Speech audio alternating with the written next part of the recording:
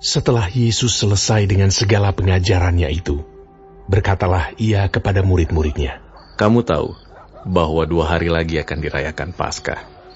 Maka Anak Manusia akan diserahkan untuk disalibkan." Pada waktu itu, berkumpullah imam-imam kepala dan tua-tua bangsa Yahudi di istana imam besar yang bernama Kayafas. Dan mereka merundingkan suatu rencana untuk menangkap Yesus dengan tipu muslihat dan untuk membunuh dia. Tetapi mereka berkata, "Jangan pada waktu perayaan, supaya jangan timbul keributan di antara rakyat." Ketika Yesus berada di Betania, di rumah Simon si kusta, datanglah seorang perempuan kepadanya membawa sebuah buli-buli pualam berisi minyak wangi yang mahal. Minyak itu dicurahkannya ke atas kepala Yesus yang sedang duduk makan. Melihat itu, murid-murid gusar dan berkata, "Untuk apa pemborosan ini? Sebab minyak itu dapat dijual dengan mahal, dan uangnya dapat diberikan kepada orang-orang miskin." Tetapi Yesus mengetahui pikiran mereka, lalu berkata, "Mengapa kamu menyusahkan perempuan ini? Sebab ia telah melakukan suatu perbuatan yang baik padaku.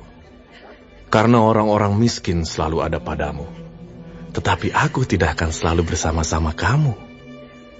Sebab dengan mencurahkan minyak itu ke tubuhku, ia membuat suatu persiapan untuk penguburanku.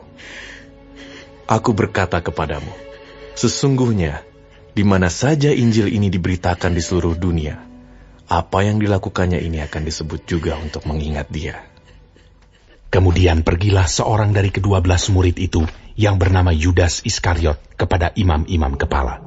Ia berkata, "Apa yang hendak kamu berikan kepadaku, supaya aku menyerahkan dia kepada kamu?" Mereka membayar 30 uang perak kepadanya. Dan mulai saat itu, ia mencari kesempatan yang baik untuk menyerahkan Yesus. Pada hari pertama dari hari raya roti tidak beragi, datanglah murid-murid Yesus kepadanya dan berkata, "Di mana engkau kehendaki kami mempersiapkan perjamuan Paskah bagimu?" Jawab Yesus, "Pergilah ke kota kepada si Anu, dan katakan kepadanya, pesan guru, waktuku hampir tiba. Di dalam rumahmu lah aku mau merayakan Paskah bersama-sama dengan murid-muridku." Lalu murid-muridnya melakukan seperti yang ditugaskan Yesus kepada mereka dan mempersiapkan Paskah. Setelah hari malam, Yesus duduk makan bersama-sama dengan ke-12 murid itu. Dan ketika mereka sedang makan, ia berkata, "Aku berkata kepadamu, sesungguhnya seorang di antara kamu akan menyerahkan aku." Dan dengan hati yang sangat sedih, berkatalah mereka seorang demi seorang kepadanya, "Bukan aku ya Tuhan." Ia menjawab, "Dia yang bersama-sama dengan aku mencelupkan tangannya ke dalam pinggan ini, dialah yang akan menyerahkan aku. Anak Manusia memang akan pergi sesuai dengan yang ada tertulis tentang dia. Akan tetapi celakalah orang yang olehnya Anak Manusia itu diserahkan. Adalah lebih baik bagi orang itu sekiranya ia tidak dilahirkan." Yudas yang hendak menyerahkan dia itu menjawab, katanya, "Bukan aku ya Rabi." Kata Yesus kepadanya, "Engkau telah mengatakannya." Dan ketika mereka sedang makan, Yesus mengambil roti, mengucap berkat, memecah-mecahkannya, lalu memberikannya kepada murid-muridnya, dan berkata, "Ambillah, makanlah, inilah tubuhku." Sesudah itu, ia mengambil cawan, mengucap syukur, lalu memberikannya kepada mereka, dan berkata, "Minumlah, kamu semua, dari cawan ini. Sebab inilah darahku, darah perjanjian, yang ditumpahkan bagi banyak orang untuk pengampunan dosa. Akan tetapi aku berkata kepadamu, mulai dari sekarang, aku tidak akan minum lagi hasil pokok anggur ini, sampai pada hari aku meminumnya, yaitu yang baru, bersama-sama dengan kamu dalam kerajaan Bapa-Ku." Sesudah menyanyikan nyanyian pujian, pergilah Yesus dan murid-muridnya ke Bukit Zaitun. Maka berkatalah Yesus kepada mereka, "Malam ini, kamu semua akan tergoncang imanmu karena aku. Sebab ada tertulis, aku akan membunuh gembala, dan kawanan domba itu akan tercerai-berai. Akan tetapi sesudah aku bangkit, aku akan mendahului kamu ke Galilea." Petrus menjawabnya, Biarpun mereka semua tergoncang imannya karena engkau, aku sekali-kali tidak. Yesus berkata kepadanya, "Aku berkata kepadamu, sesungguhnya malam ini, sebelum ayam berkokok, engkau telah menyangkal aku 3 kali." Kata Petrus kepadanya, Sekalipun aku harus mati bersama-sama engkau, aku tak akan menyangkal engkau.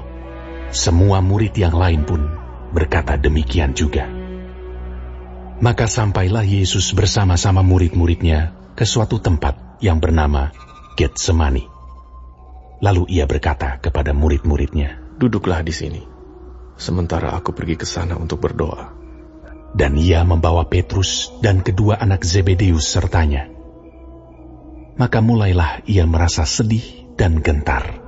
Lalu katanya kepada mereka, "Hatiku sangat sedih, seperti mau mati rasanya. Tinggallah di sini dan berjaga-jagalah dengan aku."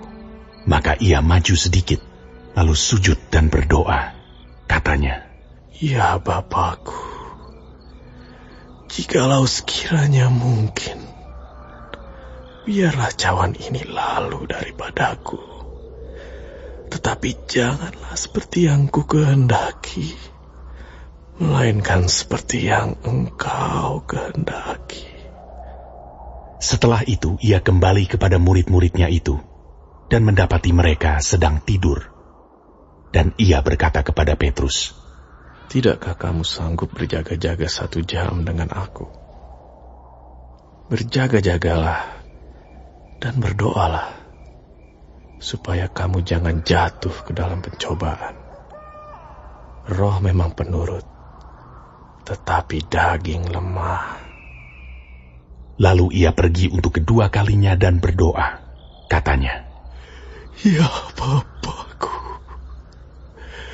jikalau cawan ini tidak mungkin lalu, kecuali apabila aku meminumnya, jadilah kehendak-Mu." Dan ketika ia kembali pula, ia mendapati mereka sedang tidur, sebab mata mereka sudah berat.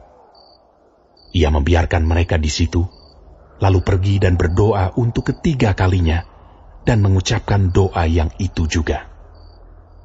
Sesudah itu, ia datang kepada murid-muridnya, dan berkata kepada mereka, "Tidurlah sekarang, dan istirahatlah. Lihat, saatnya sudah tiba, bahwa Anak Manusia diserahkan ke tangan orang-orang berdosa.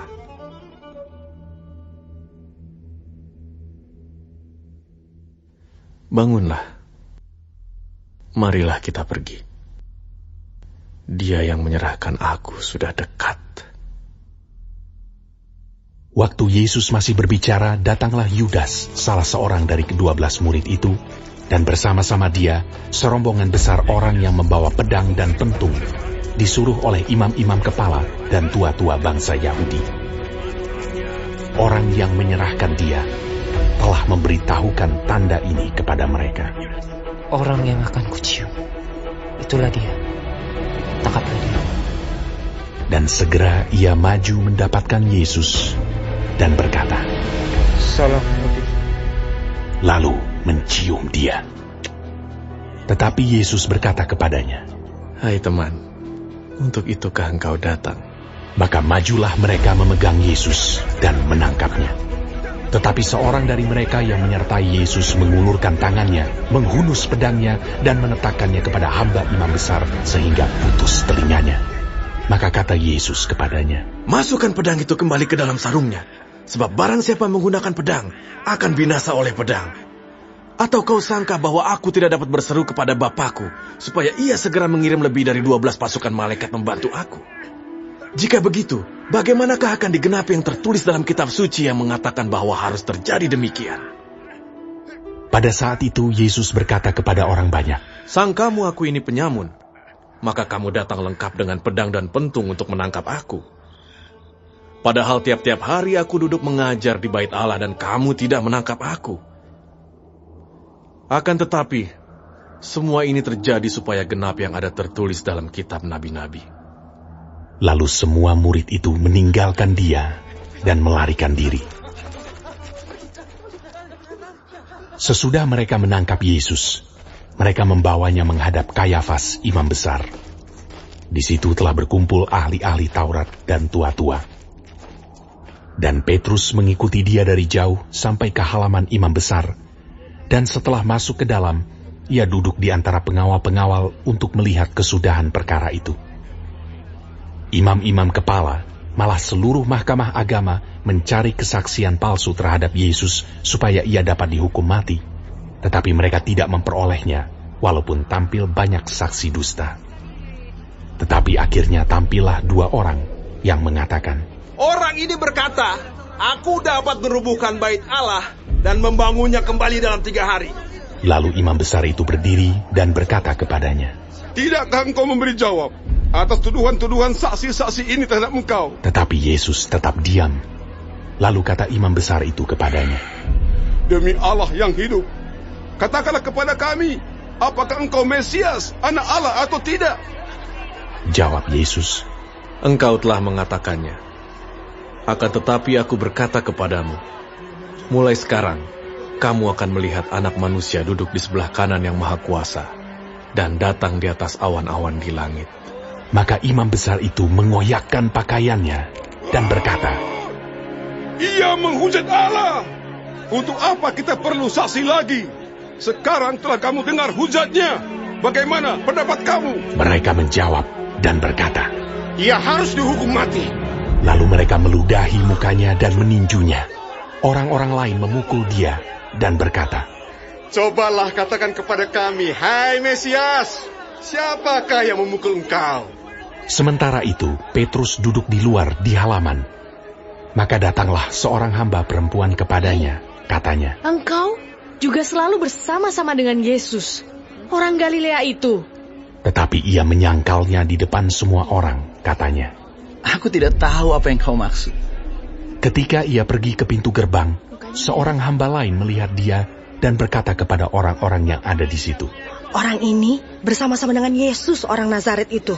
Dan ia menyangkalnya pula dengan bersumpah. Aku tidak kenal orang itu. Tidak lama kemudian, orang-orang yang ada di situ datang kepada Petrus dan berkata, "Pasti engkau juga salah seorang dari mereka. Itu nyata dari bahasamu." Maka mulailah Petrus mengutuk dan bersumpah. Aku tidak kenal orang itu. Dan pada saat itu, berkokoklah ayam. Maka teringatlah Petrus akan apa yang dikatakan Yesus kepadanya. "Sebelum ayam berkokok, engkau telah menyangkal aku 3 kali." Lalu ia pergi keluar dan menangis dengan sedihnya.